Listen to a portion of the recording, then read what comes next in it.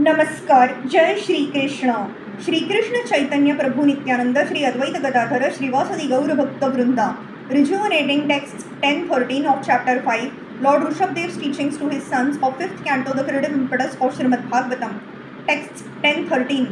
हम से गुरौ मयि भक्त्यानुवृत्त्या वितृष्णया द्वंद्व तितिक्षया च सर्वत्र जंतोर व्यसना व गत्या जिज्ञासया तपसेहा निवृत्त्या मतकर्मभिर मतकथया च नित्यं मददेव संगाद गुण कीर्तनान्मे निरवैर साम्योपशमेन पुत्रा जिहासया देहगेहात्म बुद्धेः अध्यात्मयोगेन विविक्तसेवया प्राणेन्द्रियात्मा विजयेन सध्र्यक सच श्रद्धया ब्रह्मचर्येन शश्वत असम प्रमादेन यमेन वाचां सर्वत्र मदभाव विचक्षणेन ज्ञानेन विज्ञान विराजितेन योगेन धृत्युद्यम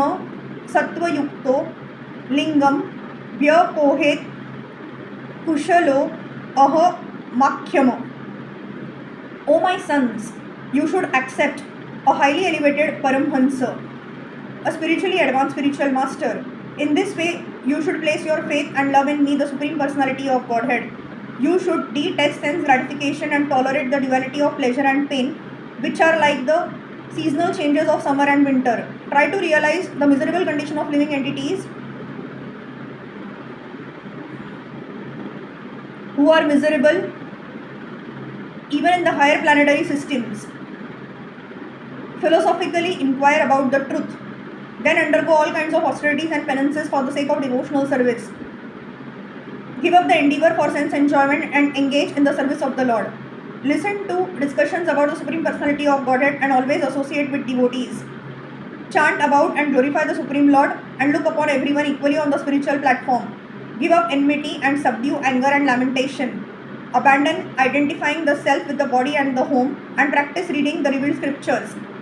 Live in a secluded place and practice the process by which you can completely control your life, air, mind and senses. Have full faith in the revealed scriptures, the Vedic literatures, and always observe celibacy. Perform your prescribed duties and avoid unnecessary talks. Always thinking of the Supreme Personality of Godhead, acquire knowledge from the right source. Thus practicing Bhakti Yoga,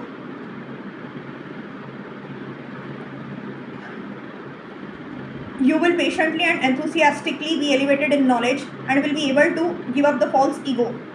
In these 4 shlokas, Rishabhadev tells his sons how they can be freed from the false identification arising from false ego and material conditional life. One gradually becomes liberated by practicing as mentioned here. All these prescribed methods enable one to give up the material body, lingam, vyapohet, and be situated in his original spiritual body. First of all, one has to accept a bona fide spiritual master. This is advocated by Srila Rupa Goswami in his Bhakti Rasamrita Sindhu. Shri Guru Padashrayah. To be freed from the entanglement of the material world, one has to approach a spiritual master. Tada Vijnarnartham Sa Gurum Eva Bhi Gachet. By questioning the spiritual master and by serving him, one can advance in spiritual life. When one engages in devotional service, naturally the attraction for personal comfort, for eating, sleeping and dressing is reduced. By associating with the devotee, a spiritual standard is maintained. The word Mada Deva Sangad is very important. There are so many so-called religions devoted to the worship of various demigods. But here good association means association with one who simply accepts Krishna as his worshipable deity.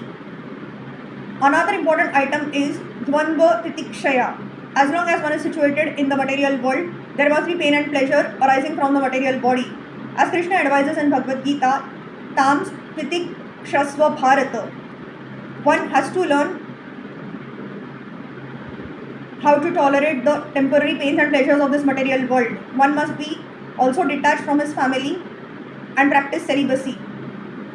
Sex with one's wife, according to the scriptural injunctions, is also called brahmacharya, celibacy. But illicit sex is opposed to religious principles and it hampers advancement in spiritual consciousness. Another important word is Vijnana Virajite. Everything should be done very scientifically and consciously. One should be a realized soul. In this way, one can give up the entanglement of material bondage. As Sri Madhavacharya points out, the sum and substance of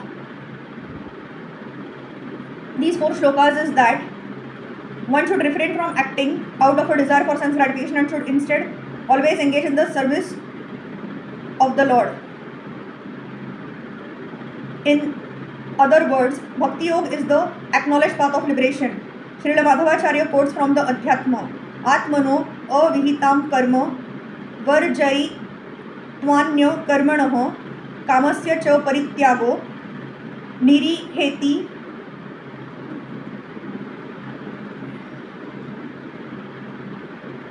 ahura uttamaho. One should perform activities only for the benefit of the soul. Any other activity should be given up.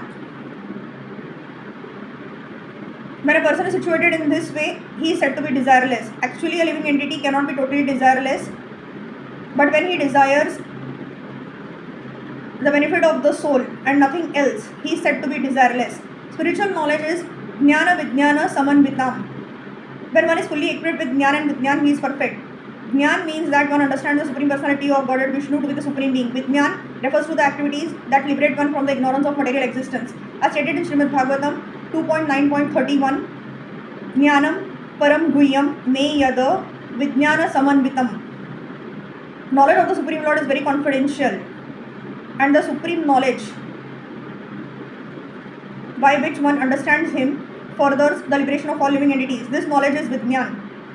As confirmed in Bhagavad Gita 4.9, Janma Karma Chame Divyam Evam Yo Vetti Tatvatah Tyaktva Deham Punar Janma Naiti Mam Iti So Arjuna.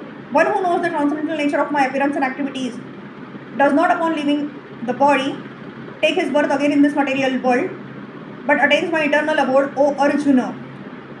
Hare Krishna, Krishna Krishna, Hare Hare, Hare Ram, Ram Ram, Hare Hare.